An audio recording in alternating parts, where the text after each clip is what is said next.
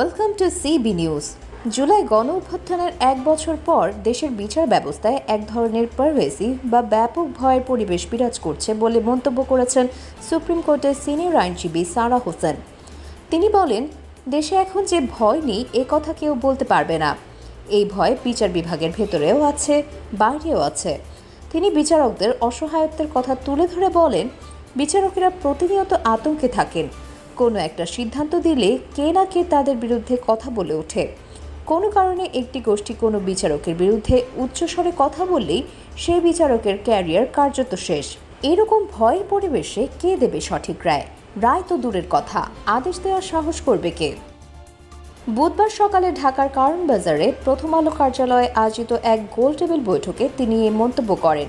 জুলাই অভ্যুত্থান, এক বছরের পর্যবেক্ষণ ও আগামী পথ শীর্ষকে আলোচনাটি সঞ্চালনা করেন প্রথম আলোর নির্বাহী সম্পাদক সাজ্জাদ শরীফ। আলোচনার শুরুতে উত্তরায় মাইলস্টোন স্কুল অ্যান্ড কলেজ ভবনে যুদ্ধবিমান বিধ্বস্ত হয়ে নিহতদের প্রতি শোক জানিয়ে 1 মিনিট নীরবতা পালন করা হয়।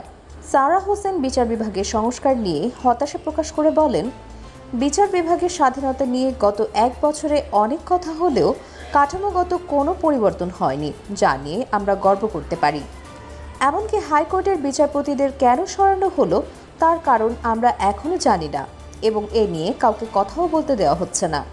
জুলাই আগস্টের পর দেশজুড়ে দায়ের করা গণহারে মামলার প্রসঙ্গে তিনি বলেন, হাজার হাজার মানুষের নামে মামলা দেওয়া হয়েছে। এই গণহারে মামলাগুলো দেশের জন্য লজ্জার। সরকার দায় এড়াতে বলেছে, মামলা তো আমরা করিনি, জনগণ করেছে। কিন্তু সরকারি আইনজীবীরা কখনো আদালতে দাঁড়িয়ে বলেন না যে এই মামলাগুলো অন্যায়। 10 মাস ধরে নিরপরাধ মানুষদের আটকে রাখার দায়ভার তাদের নিতেই হবে। তিনি অভিযোগ করেন, রাজনৈতিক উদ্দেশ্য পূরণের জন্য পরিচয় দেখে বেছে বেছে বিচার করা হচ্ছে। তিনি বলেন, বলা হচ্ছে জুলাই আগস্টের কোনো মামলাতেই জামিন দেওয়া হবে না। ক্ষমতাশালীরা মনে করেন অধিকার কেবল তাদেরই প্রাপ্য, বিরোধীদের নয়। এই মানসিকতা বদলাতে হবে। বৈঠকে সারা হোসেনের পাশাপাশি আরও উপস্থিত ছিলেন লেখক ও চিন্তক Farhad Mazhar, power and participation research সেন্টারের পিপিআরসি নির্বাহী চেয়ারম্যান হোসেন জিল্লুর রহমান, গণতান্ত্রিক অধিকার কমিটির সদস্য ও জাহাঙ্গীরনগর বিশ্ববিদ্যালয়ের সাবেক অধ্যাপক আনু মোহাম্মদ, লেখক ও গবেষক আলতাফ পারভেজ, অধ্যাপক সাহিদ ফেরদৌস, চলচ্চিত্র নির্মাতা কামার আহমেদ সাইমন এবং তরুণ গবেষক সাহুল আহমেদ সহ আরও অনেকে।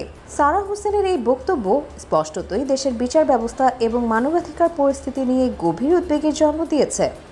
তার উত্থাপিত প্রশ্নগুলো এখন সাধারণ মানুষের মনেও ঘুরপাক খাচ্ছে। আমরা কি সত্যিই এমন একটি সমাজ চেয়েছিলাম যেখানে সত্য প্রকাশে ভয় পেতে হবে, যেখানে বিচার পাওয়ার জন্য পরিচয় মুখ্য হয়ে উঠবে?